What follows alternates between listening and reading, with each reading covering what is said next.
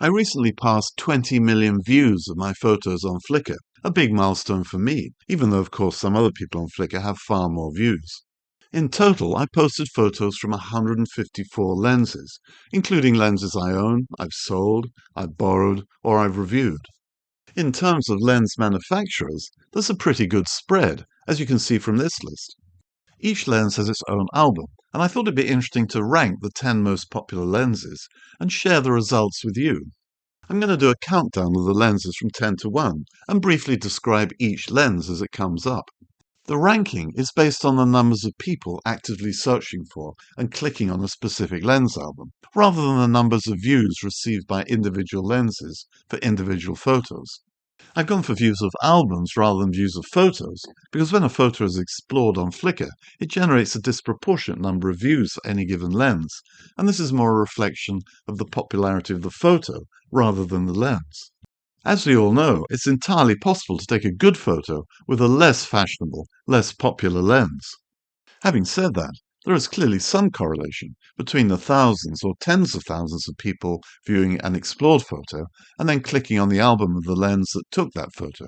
Anyway, very few things in life are perfect, so without further ado, here are the rankings.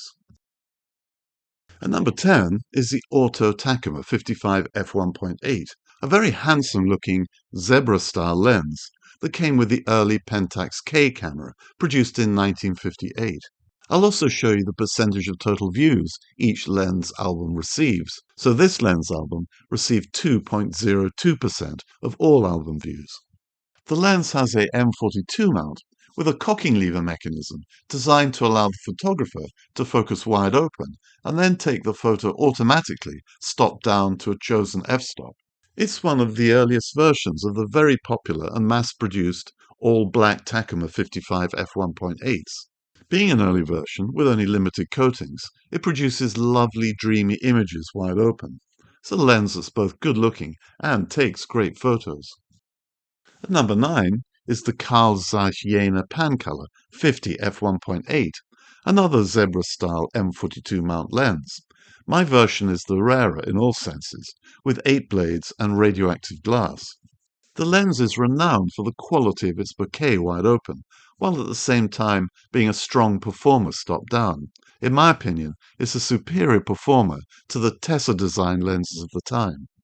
I think it's one of those lenses that people into vintage lenses would love to own, but they're put off by the price, and maybe a little by the radioactivity and the radioactive tint the images can have. It's the only radioactive lens in my top 10, by the way. So rather than buying this version, which is much more expensive than the later, non-radioactive 6 blades versions, viewers live vicariously through other people's photos posted online.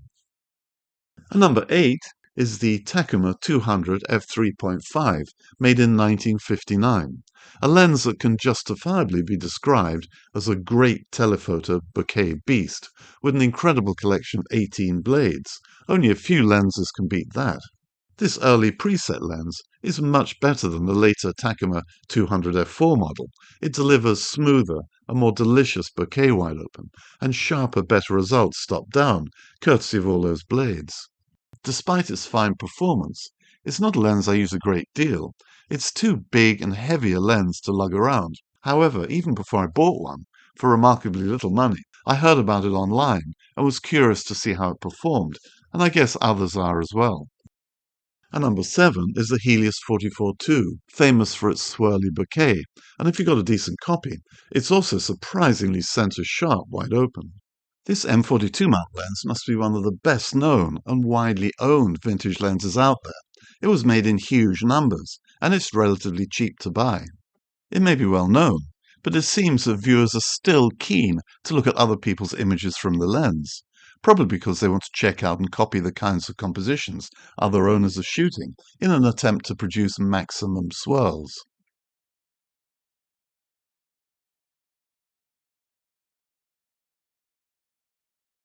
And at number 6, the Auto Takuma 55 f2.2, an M42 mount lens from 1961. It was made before Asahi Pentax perfected their super smooth focus and aperture rings. It's actually a little clunky. Despite this, in my opinion, this lens is one of the hidden gems of vintage lenses.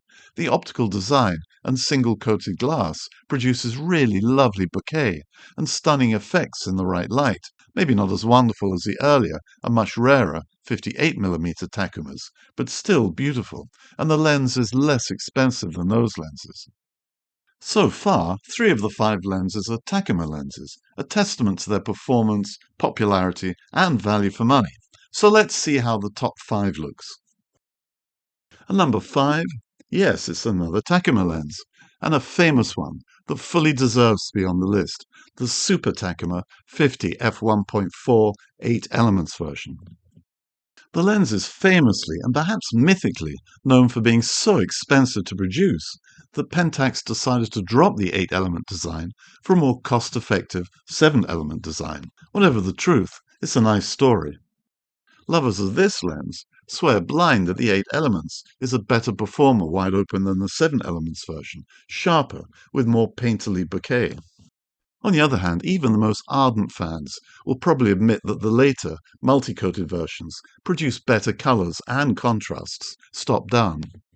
The lens doesn't fit into the value for money category, especially as there are so many other good fast 50s on the market, old and new, and sometimes even I think it's a little overrated these days. But the lens has such an aura, it still attracts the interests of many devotees of classic vintage lenses.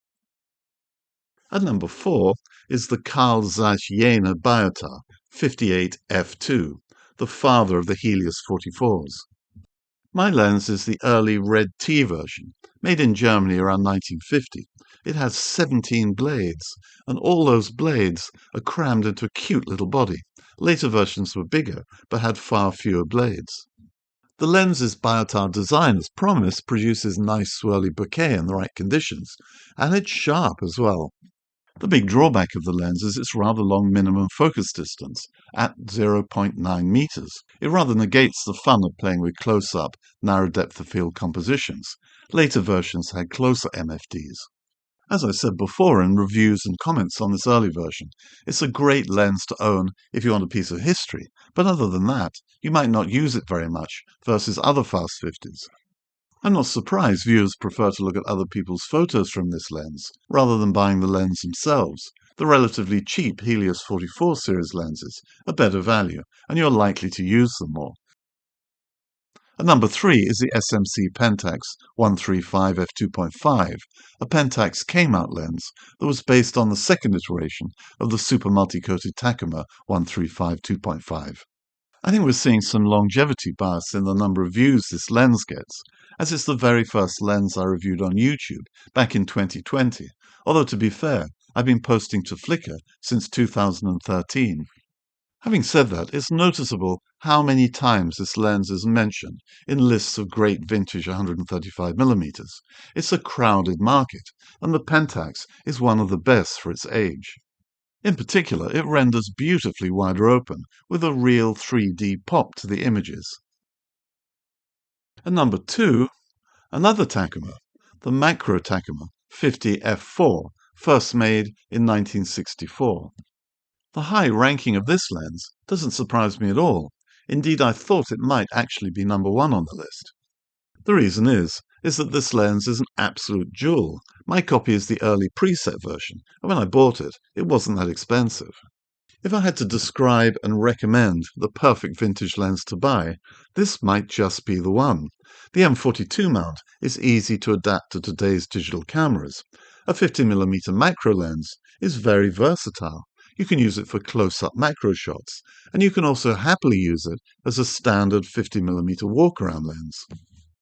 This specific lens has 1:1 magnification, whereas later versions only have 1:2, so you can get closer up to your subjects. And when you do get close up, the results are satisfyingly detailed, and the blur is very beautiful. Physically, it's wonderfully well engineered, with an all-metal body, attractive markings, and a super smooth, extra-large focus ring. Perhaps the only direct competitor you could consider superior in terms of build style and performance, one that I don't own, is a Tomioka-made 60 f2.8, and that is much more expensive to buy. The lens does have some downsides. F4 is slow by today's standards, and it does help to have faster f-stops, sometimes with macro shots.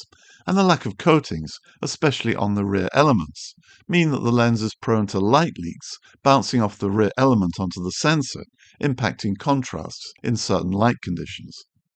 Overall, however, this lens is excellent. I also own the highly regarded micro Nikkor 55 f2.8 and other old as well as new macros, and from an enjoyment factor, I much prefer using the old Takuma.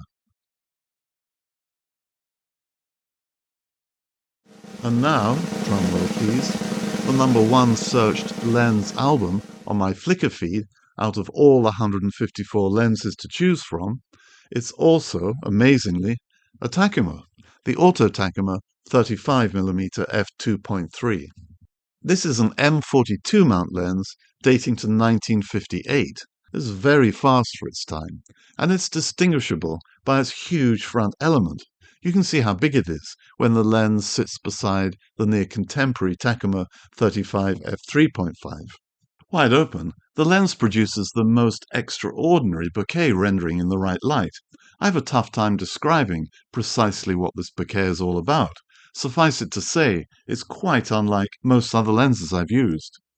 One characteristic feature of the bokeh is a kind of waterfall or lightfall effect, which I find extremely artistic and almost hypnotic.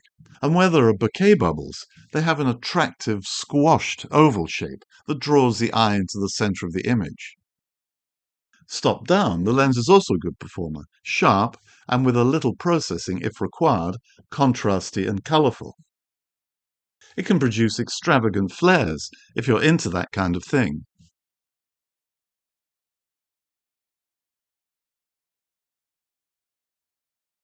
The lens has a couple of other unique features. Firstly, if you unscrew the front part of the lens, you can use it as a perfectly decent close-up lens.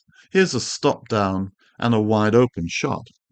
Secondly, it's relatively easy to reverse the front element and produce quite wild effects away from the center. You can do this with other lenses, such as the Helios 44-2, but what sets the Takuma apart is that the center of an image is much sharper and better rendered than the Helios, and the effects are clearer, they're sort of less mushy. Does this lens really deserve to be the #1 search lens out of all the lenses I posted on Flickr? Well, yes, it does.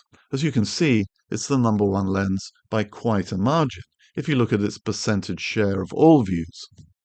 In terms of pure usability, I personally might have gone for the macro Takuma. It's just a great all-round lens. It's a lens that if I had 2 hours to produce an interesting image in a vintage lens competition, I'd choose the macro Takuma.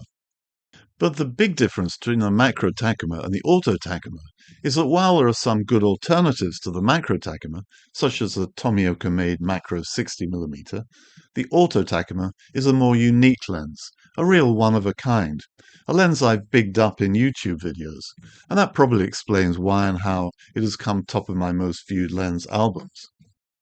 So those are my top 10 lenses, ranked by numbers of album views.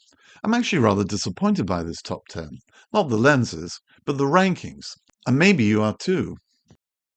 I'd have genuinely preferred to see these lenses as the top 10, such a fascinating collection of vintage lenses, mixing style with substance. I didn't choose the original top 10, but I did influence the outcomes. The fact that the list is dominated by Takuma lenses is not really that surprising, given that my first proper SLR film camera lenses were Takumas, and I'm very fond of them.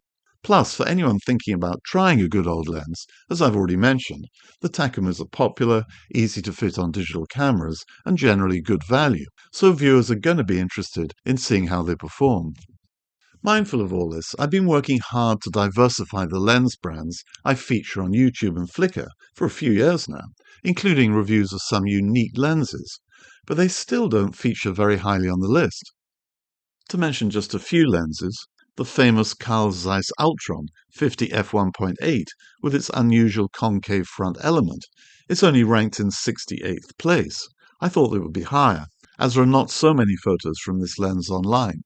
The same is true for the Topcore 58 f1.4. That's down at 107th place. It's a top-rated lens by owners who won't be happy to see it receiving so little attention. and the Leitz Leica Elma 50 f3.5, a historically super important lens that only ranks at 129th. Not a lot of interest there. I suppose most of the interest will come from Leica owners, and they feel they already know their stuff more than well enough, thank you. At the other end of the spectrum, there are much better-known vintage lenses, such as the very popular Carl Zeiss Jena Flektogen 35 f2.4. It only ranks at number 74. Maybe most people already know the kind of images that lens can produce. The same is true of the Olympus 50 f1.4, a popular lens that gets a lot of love from online reviewers, but that sits rather forlornly at number 109th. I've certainly learned a lot about the kind of audience that my photos and posts appeal to. There are still some famous brands I've not yet featured on YouTube, perhaps the most obvious ones being Nikon, Konica and Canon. I have been using some Nikon Nikos and Canons, but I've not reviewed them.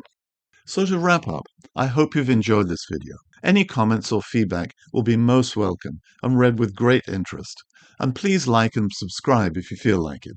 And until the next time, all the best.